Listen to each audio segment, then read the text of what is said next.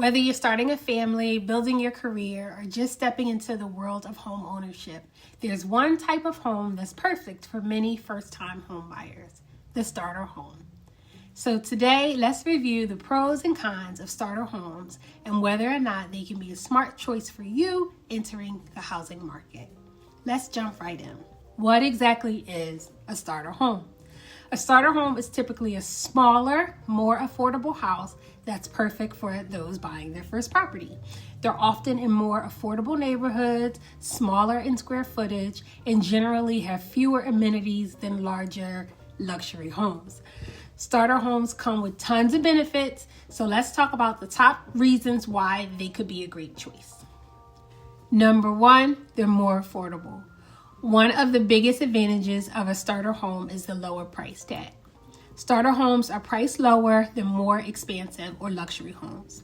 This makes starter homes more accessible for first-time home buyers who may not have a large budget or significant savings for a down payment. For many first-time home buyers, saving for a down payment and securing financing for a larger property can be a huge hurdle. Starter homes offer a more manageable entry-level price, making home ownership more accessible. Because starter homes are less expensive, that means a smaller down payment and possibly more favorable terms. When your mortgage payments are lower, it frees up more of your budget for savings, investments, or paying down other debts. I'm looking at you, student loans and car payments. Also, I'm not sure if you heard of this trick, but one extra mortgage payment per year can save you years on your mortgage payment over the life of the loan. It can help you build equity faster and reduce the amount of interest you pay over the course of your mortgage. The timing will vary. They used to say it could take it from 30 years to 22 years, but they don't say that it's clean cut anymore. So again, the timing will vary about how it can affect you in your home, but you can watch a video about it and I'll tag it here. And if you want to see the math, search amortization calculator. I'll leave a link to one below. Your payment history and your reduced balance reflects as your debt to income ratio is all reflected on your credit report, which over time, as you pay down your mortgage, it all increases your financial flexibility. And it makes you look good. Number two, less maintenance. Smaller homes typically mean fewer rooms and less space to maintain. This could be a great benefit, especially if you're not yet ready to deal with the upkeep of a larger property. You won't have to worry about landscaping or huge maintenance projects, just enough to keep things clean, neat, and comfortable. Number three, a chance to personalize.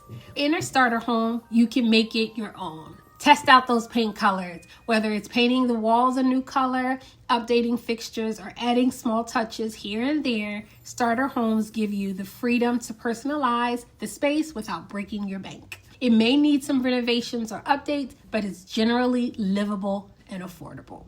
Number four, a sense of community. Starter homes are often in family-friendly or emerging neighborhoods where community and connection are a big part of the experience. You'll likely meet others who are also just starting out in home ownership, which it can create a sense of camaraderie and support. It's really nice when you live in a community of like-minded individuals who care for their properties and also look after yours. Shout out to my neighbors on Grady Drive who I still text to borrow things or ask questions all the time, and they indulge me. On this channel, we appreciate good neighbors. Now, while starter homes are a popular choice for many first-time home buyers, I do realize they might not be the best fit for everyone. It's always good to weigh the pros and the cons. So let's quick run through the cons. Limited space. One of the biggest drawbacks of starter homes is that they tend to be smaller in size. If you're planning to grow your family or work from home, you might find yourself outgrowing the space more quickly than you'd like.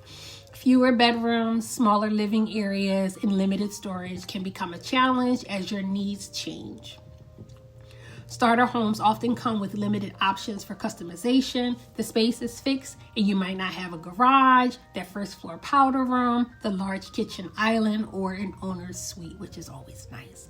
A starter home might not allow for that level of flexibility. Another con, less privacy. Smaller homes not only mean less room for everyone to spread out, you might also be closer to your neighbors, which could mean more noise. Something else you'll find in starter homes are older fixtures and appliances. While these might not be deal breakers, they could require maintenance or even replacement. The cost of upgrading things like the kitchen, the bathroom, or flooring could add up, and they could have the potential for high maintenance costs. Because starter homes are often older, they might need repairs or updates that can be costly. The roof, plumbing, or electrical systems might need work sooner than you'd expect. This can add up, especially if you're trying to stick to a budget.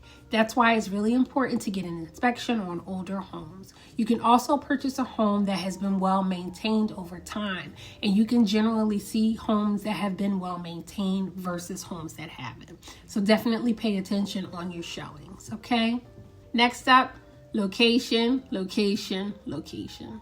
Some starter homes are typically in more affordable or up-and-coming neighborhoods. If you have a long commute or prefer being closer to certain areas, the location of a starter home might not be ideal. And last but not least is resale value concerns.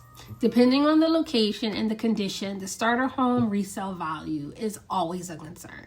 If the area doesn't see growth or the home is in need of significant upgrades, you might struggle to sell it later at a profit.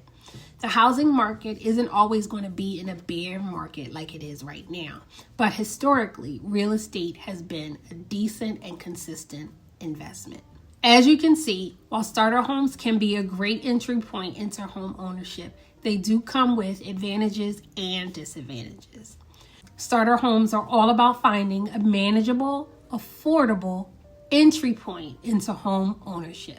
They let you get your foot in the door, build equity, and give you a comfortable place to grow as your needs and finances evolve. So if you're just starting your home ownership journey, don't overlook the power of a starter home. It could be your ticket to long-term success in real estate.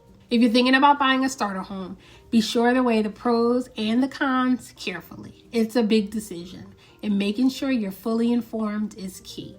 A starter home might just be the perfect place to start. If you need help navigating the home buying process, check out my Buyer's Guide playlist. There's some good information there to get you started, but I'm a little jaded. If you're ready to take the first step in buying your first home, book a call with me today. I would love to be your realtor. You can find my contact information in the pinned comment below this video. My name is Tiffany Nelson. I'm a realtor here in the Lehigh Valley. If you or someone you know needs a realtor, I would love to hear from you.